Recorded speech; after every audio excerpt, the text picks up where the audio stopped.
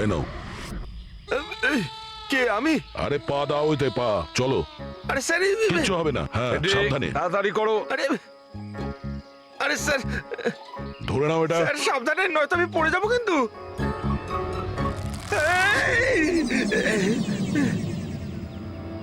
Sir এরা হয়তো মেয়েটার নাম বলছে, কিন্তু এদের কথায় বিশ্বাস করা একটু মুশকিল।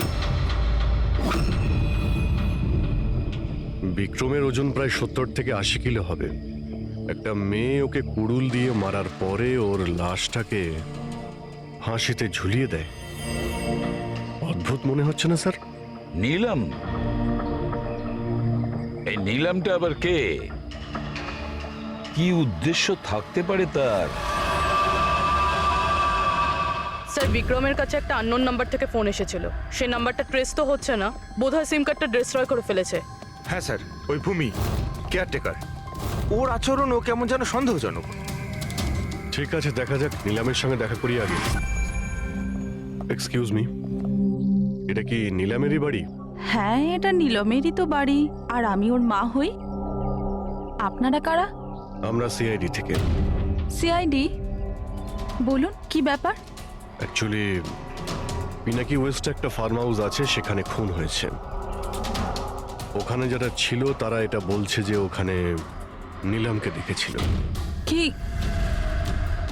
তাহলে আপনারা এটাই বলতে চান যে নীলম কাউকে খুন করে দিয়েছে, আর আপনারা ওর বাড়িতে ওর সাথে দেখা করতে এসেছেন? হ্যাঁ। নিলাম কোথায়? আসুন আমার সাথে। কোথায়?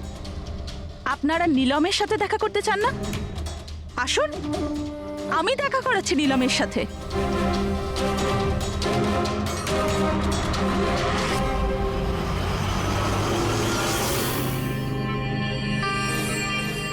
এই যে আমার নীলম, দেখছেন আপনার এর অবস্থা? মেশিনের দ্বারা জীবিত আছে, শুধুমাত্র চোখ ছাড়া এর শরীরের কোনো অংশের কোনো প্রতিক্রিয়া নেই। আর আপনারা বলতে চাইছেন যে যে এই মেয়েটি কারুর খুন করে দিয়েছে?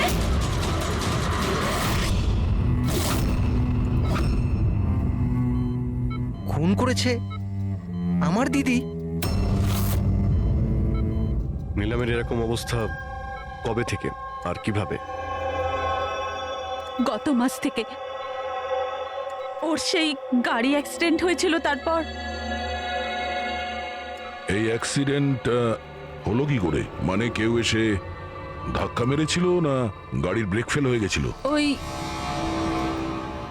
নীলম নেশা করেছিল। আপনারা কারা? আর এসব কি হচ্ছে? আমরা সিআইডি থেকে এসেছি। সিআইডি?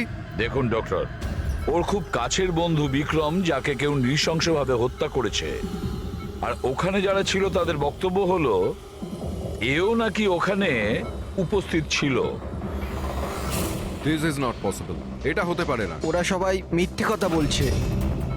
বিক্রম আর ওর বন্ধুরা একেবারেই দিদির বন্ধু নয়, বিজনেস পার্টনার ছিল। চিট করেছে ওরা দিদিকে, ঠকিয়ে বিজনেস থেকে আলাদা করে দিয়েছে। ভালোই হয়েছে, ওই 3 জন চিটারের মধ্যে একজন মারা গেছে। খুব ভালো হয়েছে। আমাদের কাছে 5 জন আই উইটনেস আছে, প্রত্যক্ষদর্শী, যারা ওকে ওখানে ঘটনা ঘটার সময় দেখেছিল। আপনি বলতে চাইছেন ওর অবস্থা খুব শোচনীয়? দেখুন, আপনার কথা শুনে আমি খুব অবাক হয়েছি। নীলম সেই অবস্থাতেই নেই যে কোনো মুভমেন্ট করতে পারে। ও নিজের ইচ্ছায় একটা আঙুলও নাড়াতে পারবে না। হ্যাঁ, এটা ঠিক যে ও আমাদের দেখতে পারে, আমাদের শুনতে পারে, আমাদের বুঝতে পারে, কিন্তু এর থেকে বেশি কিছু নয়। ও যে কিছুটা করতে পারছে সেটা আমাদের দেওয়া স্টিমুলেশনের জন্য। মানে? আমরা কন্টিনিউয়াসলি ওর ব্রেন ম্যাপিং করছি, ওর মস্তিষ্কের অবস্থার প্রোগ্রেস দেখার জন্য। এটা জানার জন্য যে নীলমের শোনার, দেখার, শোয়ার আর স্পর্শ অনুভব করার কতটা ক্ষমতা আছে, যাতে ওর রিকভারি তাড়াতাড়ি হতে পারে। কিন্তু নীলম শুধু মিউজিক আর ফ্রেগ্রেন্স, তার মানে সুগন্ধতে রিয়্যাক্ট করছে, কারণ ওর মস্তিষ্ক এইসব জিনিসে রেসপন্ড করে। নীলম এই মুহূর্তে একটা প্রাণহীন ফার্নিচারের মতো। ও এখান থেকে নড়তেই পারবে না, কারণ মার্ডার কি করে করবে? বিক্রম নিলামকে দেখেছিল আর ওর পিছু নিয়েছিল। রে, সিদ্ধার্থ আর তাশিয়া, মনিকাও দেখেছিল। এতজন দেখেছে, সবার ভুল হতে পারে, এটা কি করে সম্ভব? কিন্তু নীলমের এই অবস্থা তো আমরা দেখছি স্যার। দেখুন ডক্টর, আপনাদের হসপিটালের গেট থেকে শুরু করে এই পুরো হসপিটালের সিসিটিভি ফুটেজ আমি দেখতে চাই। সরি স্যার, গত সপ্তাহে সিসিটিভি ক্যামেরা খারাপ হয়ে গেছে, কোনো ফুটেজ তো নেই আমাদের কাছে। দেখুন ডক্টর, একটা কথা মনে রাখবেন যে যদি এটা প্রমাণ হয় যে নিলামি ক্রাইম সিনে ছিল, তাহলে আপনার লাইসেন্স ক্যান্সেল হতে পারে।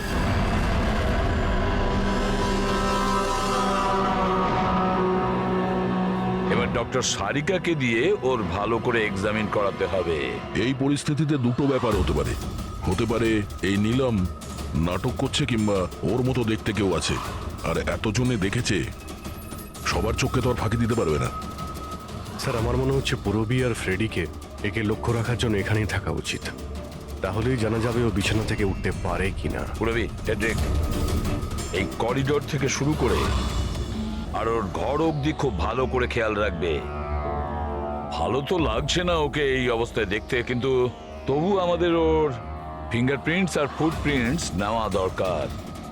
আর তাছাড়া নীলামের ভাই আর মা ছাড়া ওখানে আর কে কে আসেন, ওর খোঁজ নিতে, ওর সঙ্গে দেখা করতে, সেটাও দেখতে হবে।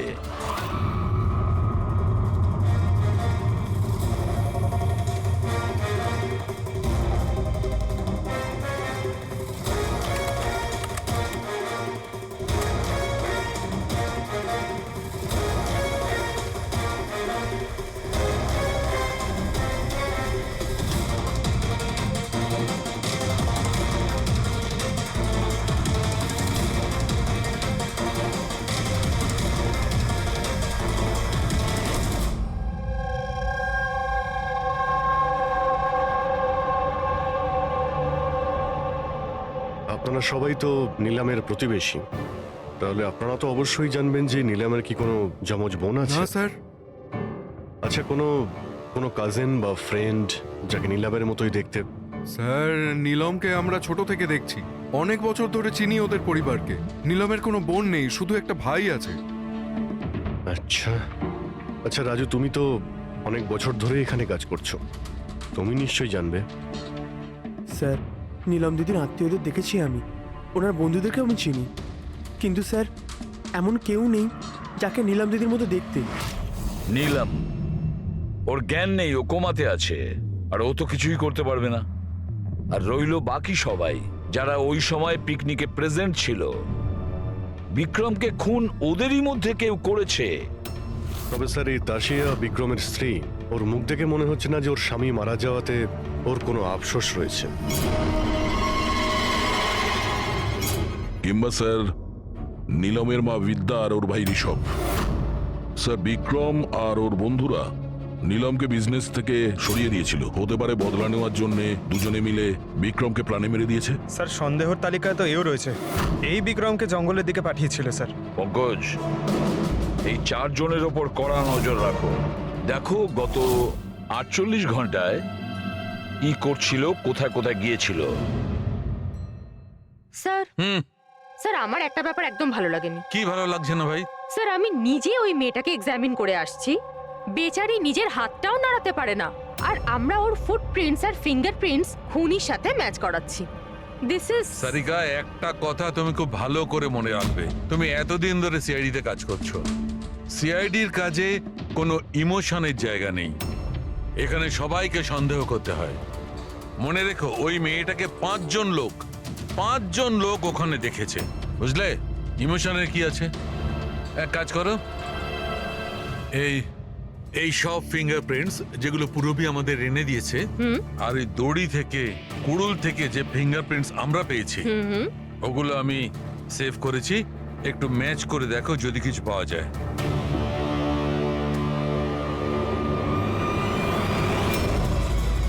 গড, এটা তো ম্যাচ হয়ে গেছে। ম্যাচ হয়ে গেছে। হসপিটালের যে ভিজিটার্স বুক আছে, সেই হিসাবে কোনো একজন ডক্টর রজত আছে যে গত 2 সপ্তাহ ধরে এই নীলামের সঙ্গে দেখা করতে আসছে। ডক্টর রজত? আচ্ছা, উনি কি সেই যিনি অ্যাস্ট্রোফিজিক্স আর প্যারানর্মাল সায়েন্স নিয়ে কাজ করছেন? হ্যাঁ সালুকে বলো, কি নীলম ক্রাইম সিনে গিয়েছিল? নীলম হাঁটতে পারে? ডক্টর রজত, নিলাম তো চলাফেরা করতে পারে, কারণ ক্রাইম সিনে আমরা যে ফুটপ্রিন্ট আর ফিঙ্গারপ্রিন্ট পেয়েছি সেটা তো ওর সঙ্গে ম্যাচ করে গেছে। তাহলে এই পুরো বিষয়ে আপনার কি রোল? দেখুন, আমি আপনাদের কথা অস্বীকার করছি না।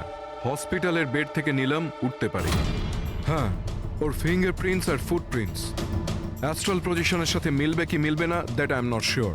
এক্সকিউজ মি, কি বললেন আপনি? Astral, what is that mean? এক মিনিট, অ্যাস্ট্রাল প্রজেকশন?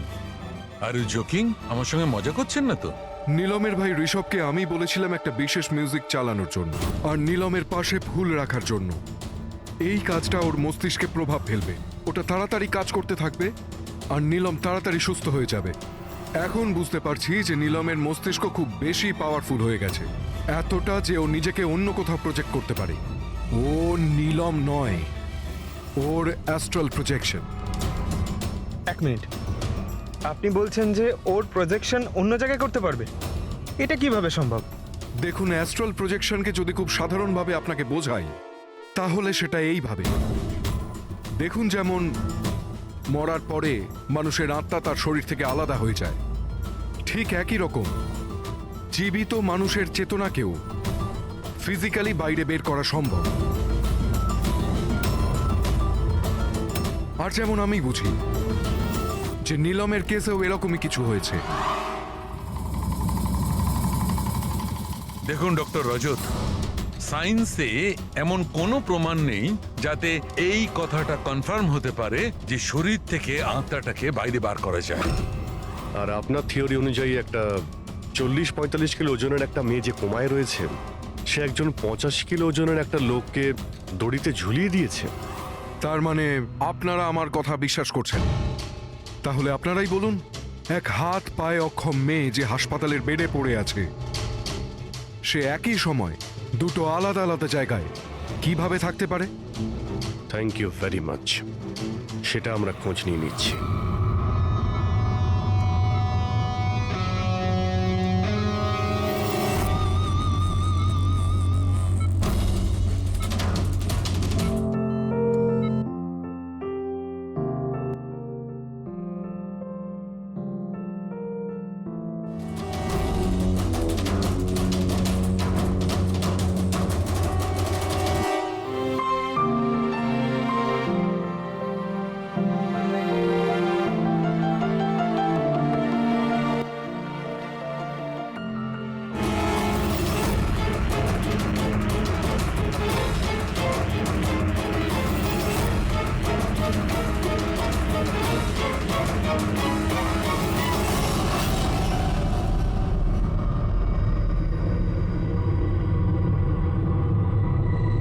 শোনো,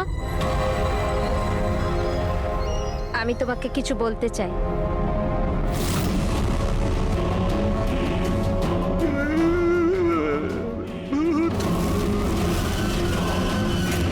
আরে, এই মাত্র তো ছিল।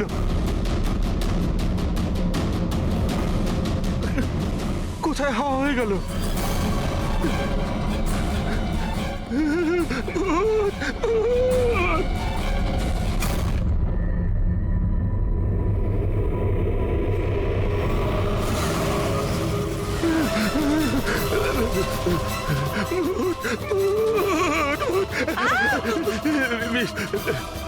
ওখানে ভূত। কোথায়? পুরবি, আমি ওকে নিজের চোখে দেখেছি, ওখানে দাঁড়িয়ে ছিল। হঠাৎ করে উধাও হয়ে গেল। কিন্তু নীলাম তো এখানেই ছিল, এখান থেকে ওঠেও নি। এই নীলাম একই সময় দু জায়গাতে?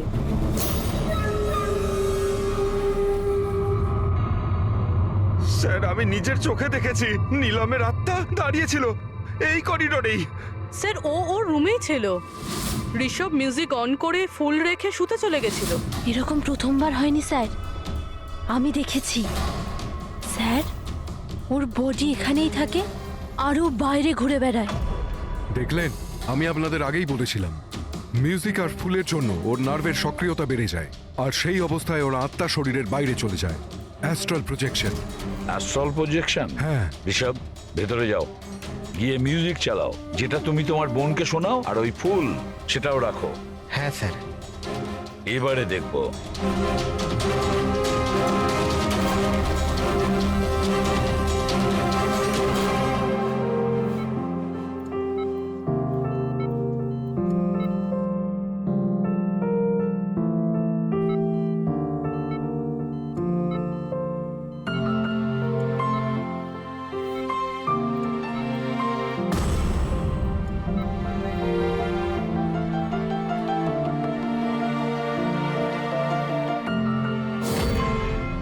দেখুন, শরীরে সক্রিয়তা বাড়ছে।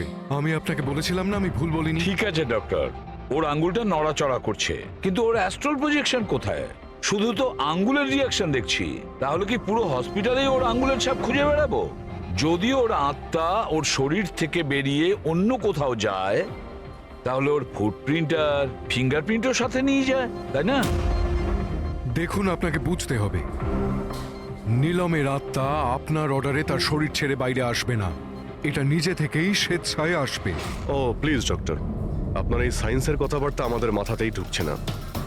এই কেসটা আমরা সলভ করব, বুঝেছেন? আপনারা আমার কথাকে বিশ্বাস করুন। এক্সকিউজ মি, আসুন।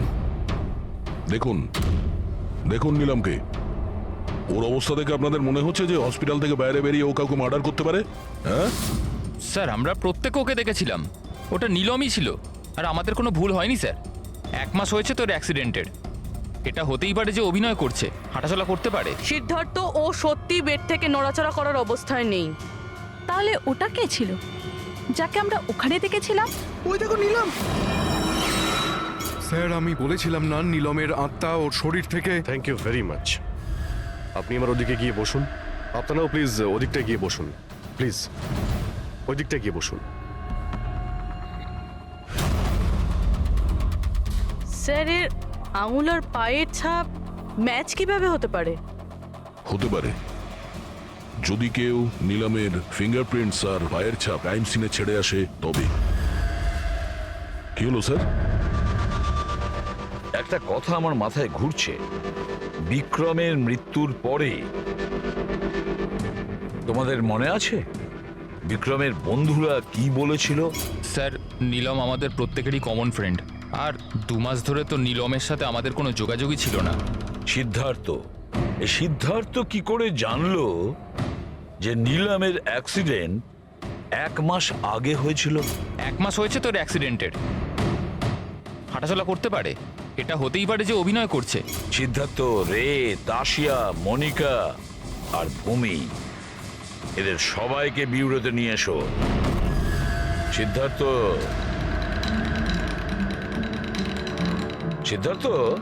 Yes sir. নীলমের সঙ্গে শেষ কবে দেখা হয়েছিল?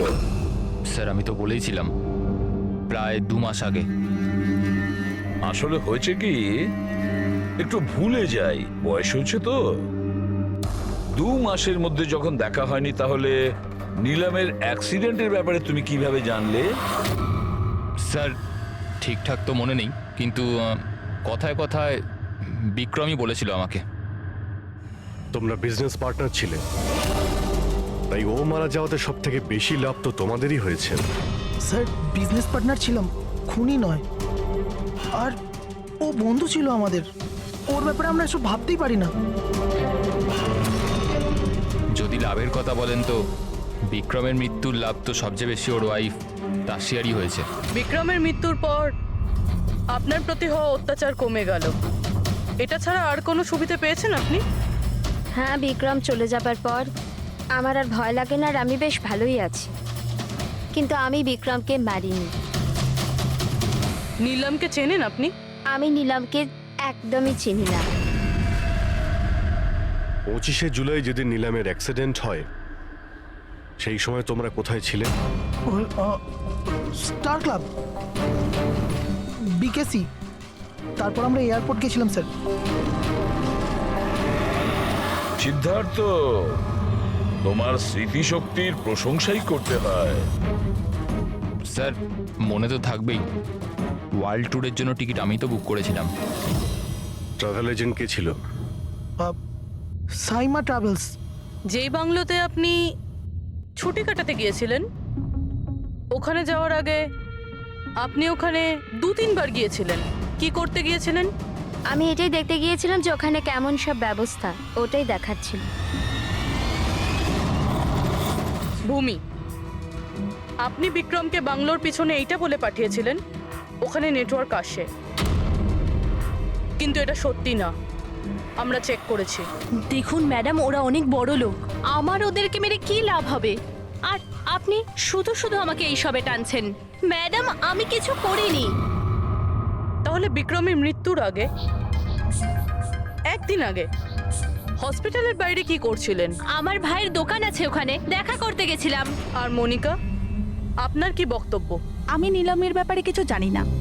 তাছাড়া আমার হাজবেন্ড আমাকে বেশি কিছু বলে না, তাই এসব ব্যাপারে আমার কিছু যায় আসে না। স্যার, এই 5 জনের মধ্যে বিক্রমের খুন যেই করুক, কিন্তু বিক্রমের খুন আর নিলমের যে অ্যাক্সিডেন্ট, এদের মধ্যে কোনো না কোনো সম্পর্ক তো আছে স্যার। রাইট। এটা অ্যাস্ট্রাল প্রজেকশনের ব্যাপার নাকি যমজের, কিন্তু এটা তো শিওর যে এদের মধ্যে কেউ আছে যে নিলামের এই অবস্থার সুযোগ নিচ্ছে। নিলামের অ্যাক্সিডেন্ট পালোমি ব্রিজে 25শে জুলাই হয়েছিল, আর পুলিশ খবর পায় ওই দিন সকালে 4টে থেকে 5টার মধ্যে। এটা খোঁজ নিতে হবে যে ওই 3 জন, বিক্রম, সিদ্ধার্থ আর রে, 25শে জুলাই কোথায় ছিল, আর কে নিলামের অ্যাক্সিডেন্টের ব্যাপারে প্রথম জানতে পারে। আর হ্যাঁ অভিজিৎ, ওই সাইমা ট্রাভেলস, ওখানেও ভালো করে জিজ্ঞাসাবাদ করো। পুরবি, আজকে রাত্রে এই হসপিটালেই থাকো, কিন্তু একটা কথা মনে রেখো, ওই রুমে আজ না কোনো মিউজিক বাজবে, না কোনো ফুল থাকবে। শুধু এটা খেয়াল রাখতে হবে যে নিলামের শরীর থেকে নিলাম বাইরে কিভাবে যায়। বিক্রম, রে, সিদ্ধার্থ, এদেরকে আপনি অবশ্যই চেনেন। ওদের ওয়ার্ল্ড ট্যুরের টিকিট তো আপনিই বুক করিয়েছিলেন না? হ্যাঁ স্যার। স্যার, ওরা খুব অদ্ভুত লোক। স্যার, প্রথমে ওরা দিল্লি যেতে চেয়েছিল, বুকিংও হয়েছিল, কিন্তু হঠাৎ করে বললো যে 3-4 ঘন্টার মধ্যে জোগাড় করে দাও, ওয়ার্ল্ড ট্যুরে বেরোবো। দেখুন, ডিটেলে বলুন আপনাদের কি কথা হয়েছিল। হ্যাঁ স্যার। ওই অ্যাক্সিডেন্টের ব্যাপারে কি করে জানলেন আপনারা?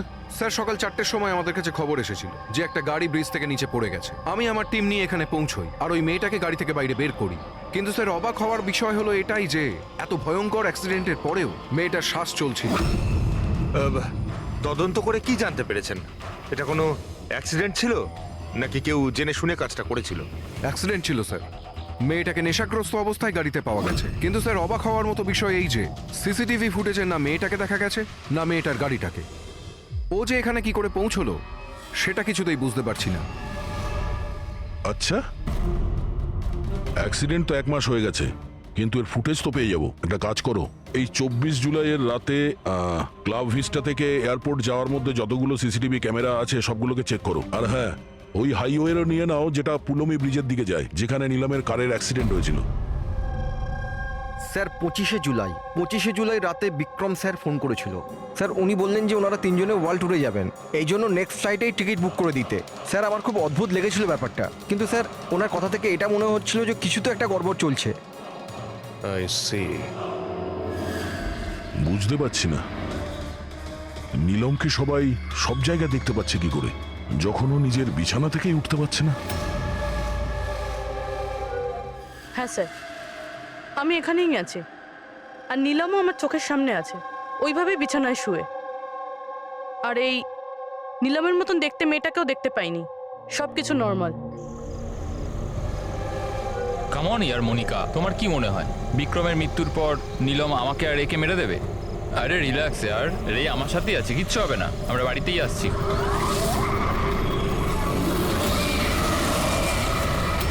নিলাম, নিলাম, সিদ্ধার্থ সামনে নিলাম দাঁড়িয়ে আছে।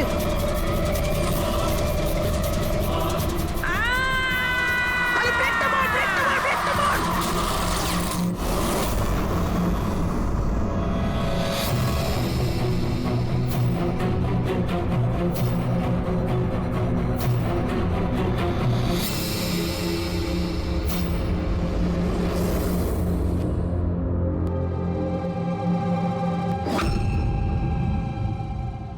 হোটেল থেকে এয়ারপোর্ট পৌঁছতে কমপক্ষে 2 ঘন্টা লাগে। ভেবে পাচ্ছি না এই 3 জনের 7 ঘন্টা কিভাবে লাগলো। আর স্যার, এই ফুটেজগুলো নিয়ে কিছু করা হয়েছে। এই একটু পিছনে নাও তো পঙ্কজ, আর একটু পিছনে নাও যেখানে ডিসি চক ছিল। হ্যাঁ, স্টপ, এখান থেকে চালাও। আর এটা পরের ফ্রেমে উধাও। এই ফুটেজ এডিট করা হয়েছে স্যার, এডিট করা হয়েছে। পুলমি ব্রিজের দিকে যাওয়ার রাস্তার সমস্ত সিসিটিভি ফুটেজ তো আমরা চেক করেছি। নিলামের কার তো কোথাও দেখতেই পাইনি।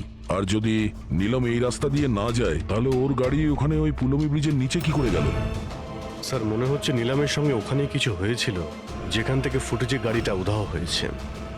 পুলিশের রিপোর্ট অনুযায়ী নিলামের অ্যাক্সিডেন্ট হয়েছিল 25 তারিখ সকালে 4টে থেকে 5টার মধ্যে। মানে অ্যাক্সিডেন্টটা 24 তারিখ রাত্রে হয়েছিল। যে ট্রাফিক পুলিশ ওই সময় ডিউটিতে ছিল আর সার্ভিলেন্স কপস ডিউটিতে ছিল, ওদের সাথে কথা বলতে হবে। Hello, what? এখন কোথায়? ওকে, ঠিক আছে, আমরা আসছি। স্যার, এই কিছু ঠিক হয়ে যাবে। দেখুন, জানি না। আমরা আমাদের তরফে সম্পূর্ণ চেষ্টা করেছি, কিন্তু এখন পেশেন্টকে বাঁচানো খুব মুশকিল। কি হলো? কিভাবে অ্যাক্সিডেন্ট হলো? কি করে মানে? এই সব নিলামের জন্যই হয়েছে। এইসব নিলাম করেছে। এটা আপনি কি করে জানলেন? আমি ফোনে শুনেছিলাম। রে সিদ্ধার্থকে বলল যে সামনে রাস্তায় নিলাম দাঁড়িয়ে আছে। নিলাম? সীতা তো সামনে নিলাম দাঁড়িয়ে আছে। ওরা দুজনেই খুব ভয় পেয়ে গেছিল। পুরবি, তুমি নিলামের কাছেই ছিলে তো? স্যার, স্যার নিলাম হসপিটালেই ছিল। ওর বাইরে যাওয়ার প্রশ্নই ওঠে না। আপনাকে এই অ্যাক্সিডেন্টের খবর কে দিয়েছে? 12:30টার সময় কারো ফোন এসেছিল, কিন্তু ফোনেতে নিজের নামটাও বলেনি। আমরা যখন অ্যাক্সিডেন্ট স্পটে পৌঁছলাম, কারটা তখন পাল্টি মেরে রাস্তার নিচে পড়েছিল। ভেতরে সিদ্ধার্থ রক্তে মাখামাখি হয়েছিল, আর রের শরীরটাও জানলা দিয়ে অর্ধেক ঝুলেছিল। এক কাজ করি, সিদ্ধার্থ আর রে দুজনের মেডিকেল রিপোর্ট আর ওই গাড়িটাকে নিয়ে ফরেন্সিক ল্যাবে পাঠিয়ে দাও। এখানে সব জায়গায় পুলিশ প্রহরা আছে স্যার, সব বন্দোবস্ত হয়ে গেছে স্যার। Very good. আর আশপাশের সমস্ত রাস্তায় ব্যারিকেড লাগিয়ে দাও, ঠিক আছে? কেউ যেন আসতে যেতে না পারে। Over and out. একটা গাড়িও যেন এদিক দিয়ে না যেতে পারে। হ্যাঁ স্যার। যারা হেঁটে হেঁটে যাবে তাদের বলে দাও অন্য রাস্তা দিয়ে যেতে। কাল সকালবেলা এখান দিয়ে ভিআইপির একটা বড় কনভয় যাবে, আর ভেতর থেকে আমরা খবর পেয়েছি যে ওই কনভয়ের মধ্যে একটা গন্ডগোল হতে চলেছে। কারোর ওপর যদি একটু সন্দেহ হয়, সঙ্গে সঙ্গে আমাকে জানাবে। সব সিসিটিভি ক্যামেরা জাজ হয়ে গেছে, সব ঠিকঠাক কাজ করছে। গুড।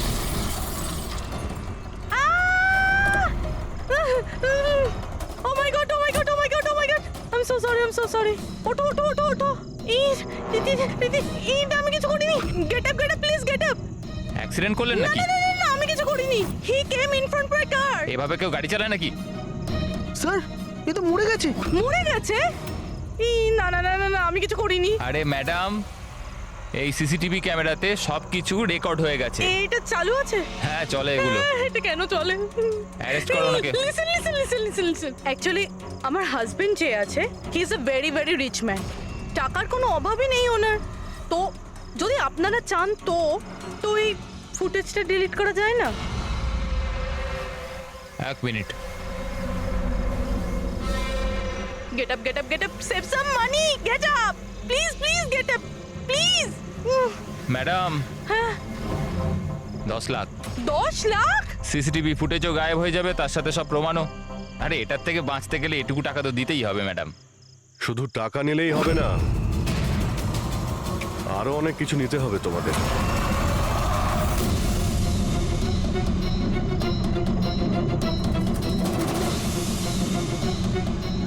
স্যার, তোমরা জানো তোমাদের ডিউটি আজকে এখানে কেন ছিল? কারণ আমরা জানতে চেয়েছিলাম যে 24শে জুলাই রাত এখানে কার ডিউটি ছিল আর কে টাকা নিয়ে অপরাধীদের ছেড়ে দিয়েছিল। তোমার মতো লোকের পুলিশে থাকার কোনো অধিকার নেই। এবার পরিষ্কার করে বলো, সেই রাতে কি হয়েছিল? তাহলে তোমরাই কি ওই সার্ভেলেন্সের ফিল্মটা এডিট করেছিলে? স্যার, ওরা বড্ড প্রেশার দিচ্ছিল। আরে ওরা বড় বড় বিজনেসম্যান। স্যার, ওদের হাত অনেক ওপর অবধি। চুপ করো, পরিষ্কার করে বলো কি হয়েছিল। স্যার, ওই রাত্রির প্রায় 2:30টার সময় বিক্রম, রে আর সিদ্ধার্থর গাড়িটা নীলমের গাড়িটাকে ধাক্কা মারে। আর ওদের মনে হলো যে মেয়েটা মরে গেছে। ওরা বড্ড ঘাবড়ে গেছিল স্যার। ওরা শুধু আমাদেরকে এটুকুই করতে বলেছিল যে এই সিসিটিভি ফুটেজের ওদের অংশটুকু যেন আমরা বাদ দিয়ে দিই, বাকি মেয়েটা আর ওই গাড়িটার ব্যবস্থা ওরা নিজেরাই করে নিতে পারবো বলেছিল। স্যার, সেই জন্য নীলম প্রতিশোধ নিচ্ছে। যখন ওর অ্যাক্সিডেন্ট হয় এরা তিনজন ওকে এখানেই ফেলে গেছিল। নিলাম নয়, অন্য কেউ, যে রে, সিদ্ধার্থ আর বিক্রান্তের উপরে প্রতিশোধ নিচ্ছে।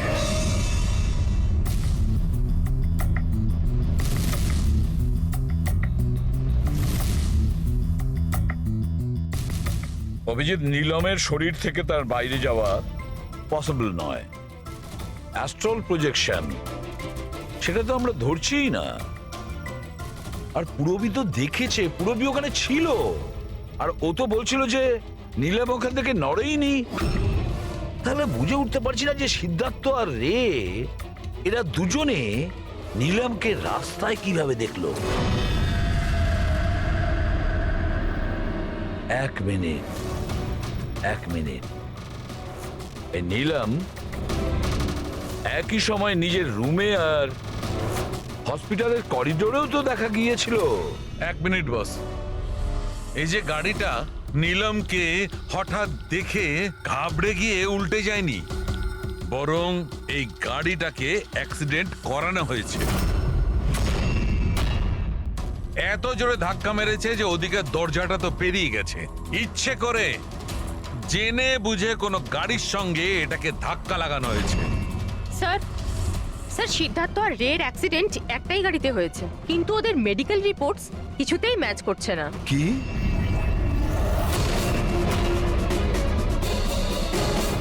হ্যাঁ বস,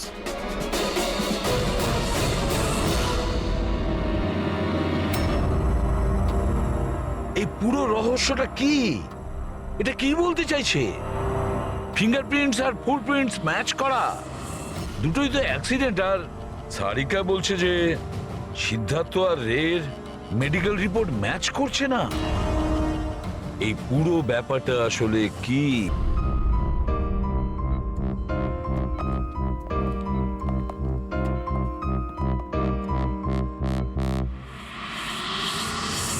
যে বিক্রমকে খুন করেছে আর সিদ্ধার্থ আর রের এই অবস্থা করেছে, এই সব কাজ নীলামের নয়, অন্য কারোর।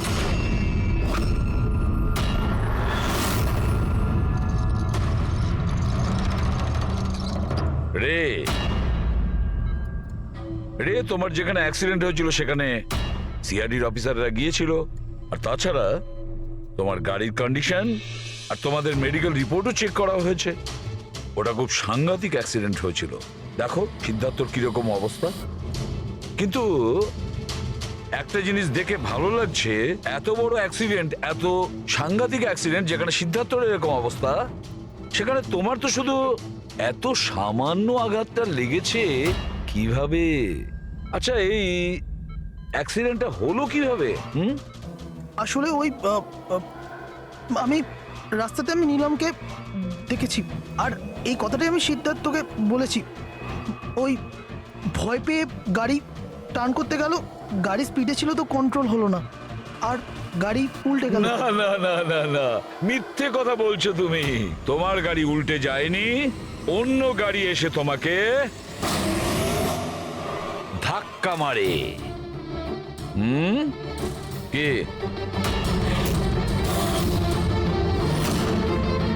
হ্যাঁ স্যার, সিদ্ধার্থকে মারার প্ল্যান আমিই করেছিলাম, আর এতে ভূমি আমাকে সাহায্য করেছিল।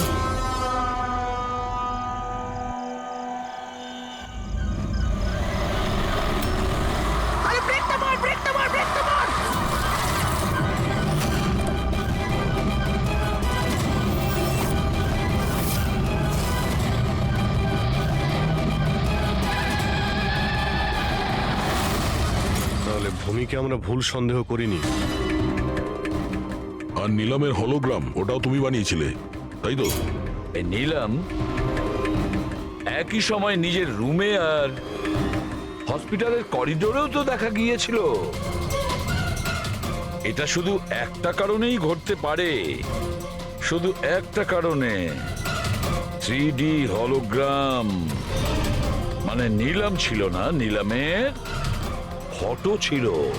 হ্যাঁ স্যার, ওই হলোগ্রাম আমি বানিয়েছিলাম, কিন্তু নীলামকে এই অবস্থায় পৌঁছানোর দায়ী আমি নই স্যার।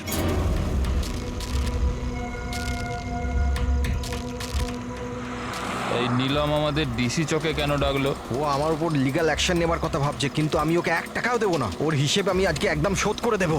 আরে কি করছিস বিক্রম? ও বন্ধু আরে আমাদের। উড়িয়ে দে এটাকে বিক্রম। আরে সেটা তো তুই চুপ করে বস না। না বিক্রম, না না না বিক্রম। আমি বিক্রমকে আটকানোর চেষ্টা করেছিলাম, কিন্তু স্যার বিক্রম আমার একটা কথাও শুনলো না।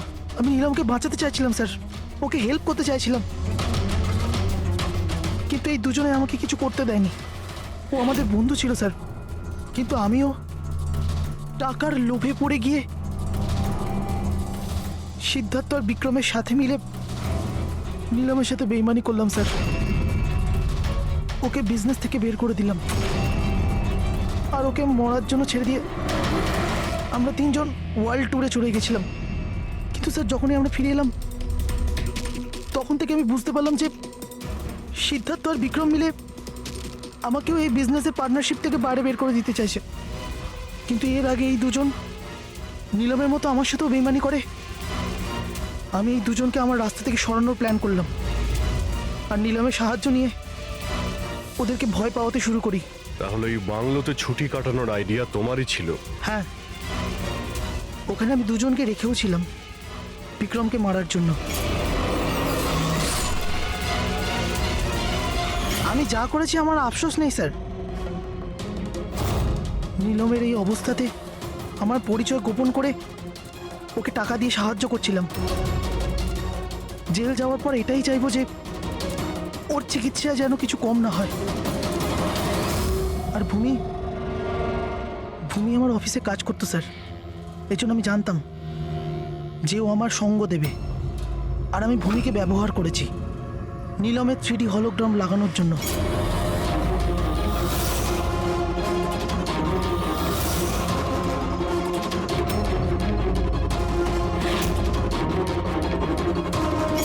তুমি আর ভূমি যা করেছো সেটা অন্যায়। আইন তোমাদের কোনোদিন ক্ষমা করবে না, কঠোরতম শাস্তি হবে তোমাদের।